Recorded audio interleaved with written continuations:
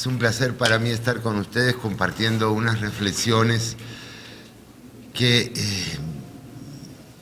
provienen un poco de la trayectoria que yo he seguido en los últimos años y que me han obligado a reflexionar en algunos temas que para mí, o que de algún modo yo había pasado por alto en mi práctica docente y profesional. Durante los últimos 10, 12 años me he dedicado a la historia y lo he hecho gradualmente. Gradualmente en el sentido de que he ido pasando de temas de análisis socioeconómico al estudio, como en todos esos temas de análisis socioeconómicos que siempre hay, de los antecedentes de la situación que uno está estudiando, a profundizar y hundir mi interés en esos antecedentes hasta el punto de comprender que sin esos antecedentes no podía llegar muy lejos y luego pasar de la idea de antecedentes a hacer la historia. Yo tengo en realidad 2 o 3 libros publicados en el área de historia, o algunos que son semi-históricos, como estos que les estoy relatando, que no aparecen en la listica. Y también debo decir que antes de eso, yo como sociólogo trabajé dando clases y produciendo libros y papers en el área de metodología de investigación. Por lo tanto, encontré al pasar a la historia algunas similitudes que, lo reconozco, me ayudaron muchísimo a fabricarme como historiador, a organizarme como historiador, a crearme yo mismo como historiador, por un lado, pero también encontré diferencias profundas o importantes que me han llevado a este pensamiento de plantear el método de la historia. Por supuesto, cuando uno pasa de una disciplina a otra, lo que hace es leer algunos clásicos. No les voy a decir que yo he leído a todas las personas que han trabajado en el problema del método de la historia, pero sí que por lo menos he hecho una reflexión más o menos organizada que pretendo transferirles a ustedes en breves palabras, partiendo de la idea de Popper, que posiblemente es quizá el filósofo que nadie puede ignorar en cuanto a método de la ciencia, se lo siga o no se lo siga completamente. Partiendo de la idea popperiana y de algunos otros estudios, uno llega a la conclusión de que, desde el punto de vista metódico, quien hace ciencia busca un tipo de conocimiento específico. Esa es por lo menos mi conceptualización.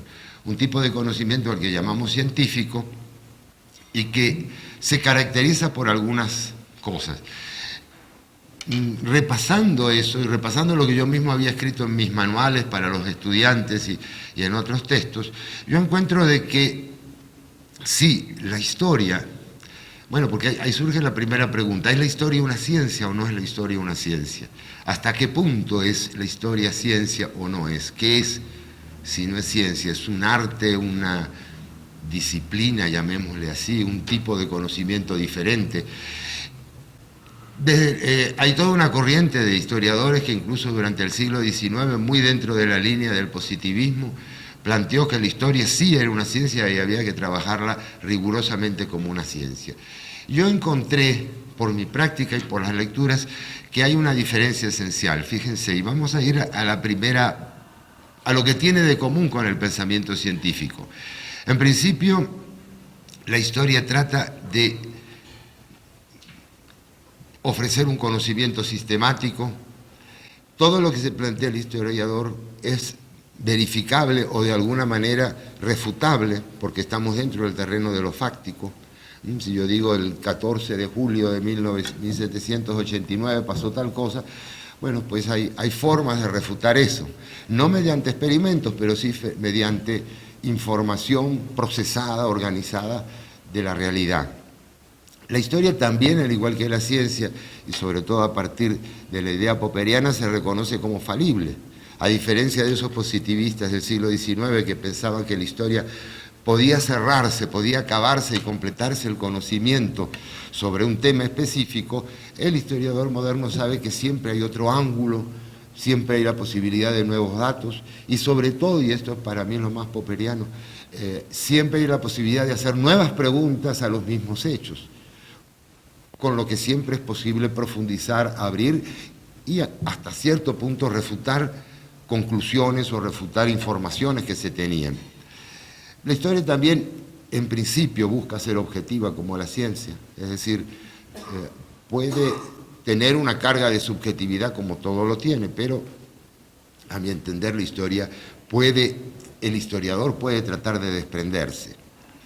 En lo que no hay similitud, en lo que hay una diferencia muy grande y donde la historia ya no puede ser considerada como una ciencia, es en el tipo de conocimiento que se busca.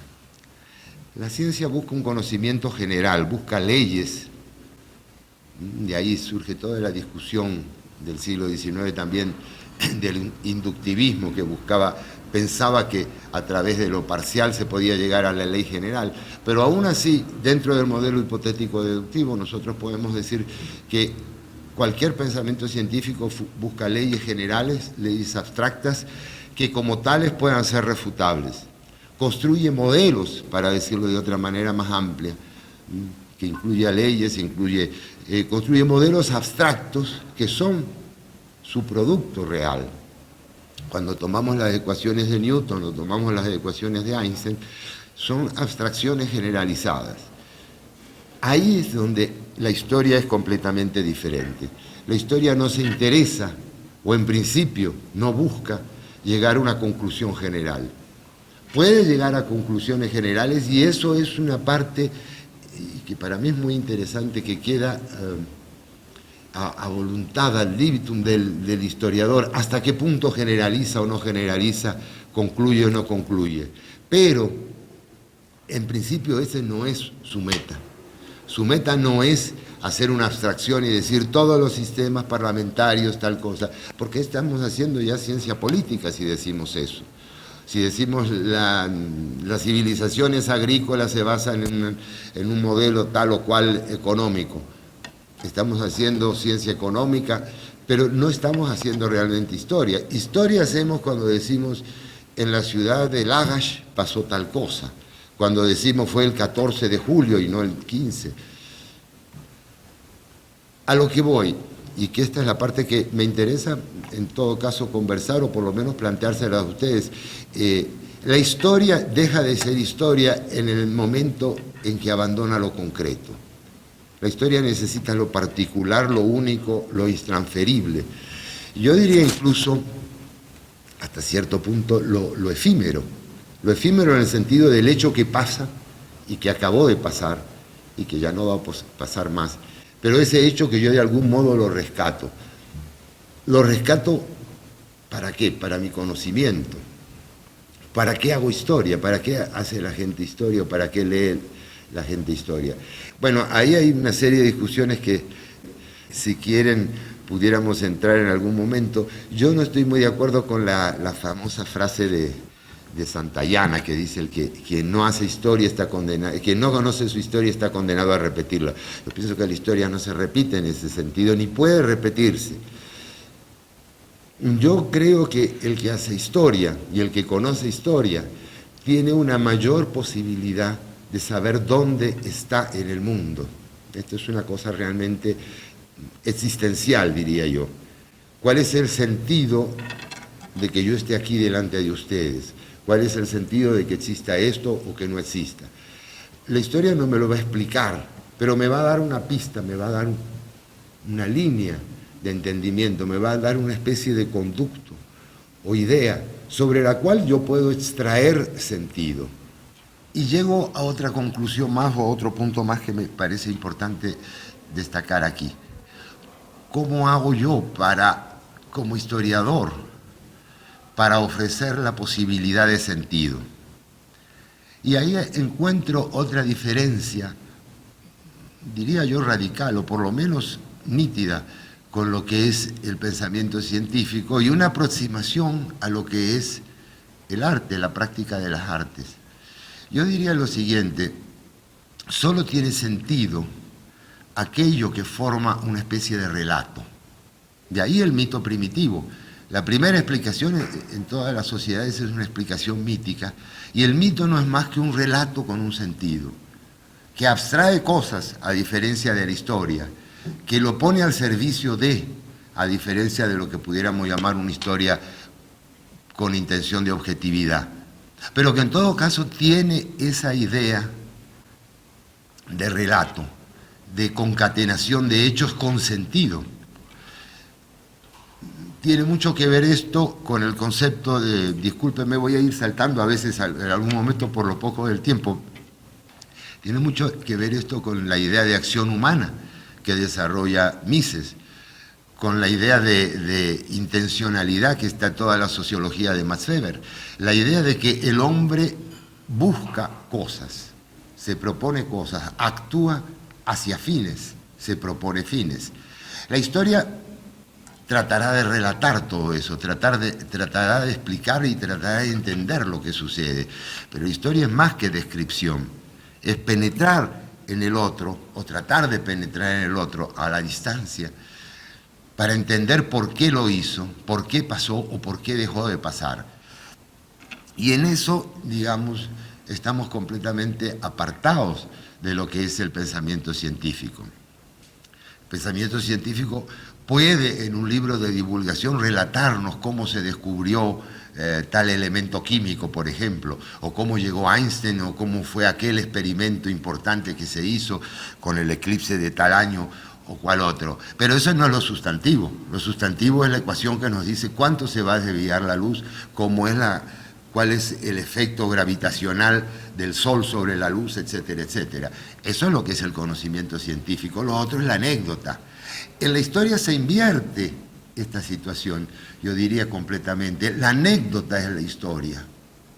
Y lo que se puede abstraer queda a discreción del autor y sobre todo del lector. Para mí no hay historia sin el relato de la historia. No hay fórmula que me resuma el acontecer humano. El acontecer humano es tan variado, tan amplio y tan impenetrable cuando ya ha ocurrido, que yo solo tengo esta posibilidad de tratar de entender por vía de cierta simpatía, por vía de una festejen, dirían, cómo actuó la persona, cómo se movió el actor. En eso, y ahí entramos a complicarnos más, yo siento que nos complicamos más, en eso entramos en el terreno prácticamente del arte. ¿Qué diferencia hay entre eso y la literatura? Entre eso y la novela histórica, por ejemplo, que es un buen ejemplo. La novela histórica es lo mismo que estoy diciendo yo, con una libertad que se da al autor, que es la de crear personajes, la de permitirse inventar o fantasear, y recreando la situación genérica, la situación, digamos, de estructura o del momento histórico, poner unos personajes para mostrarnos el momento histórico. Bueno, yo creo que ese es un punto fundamental.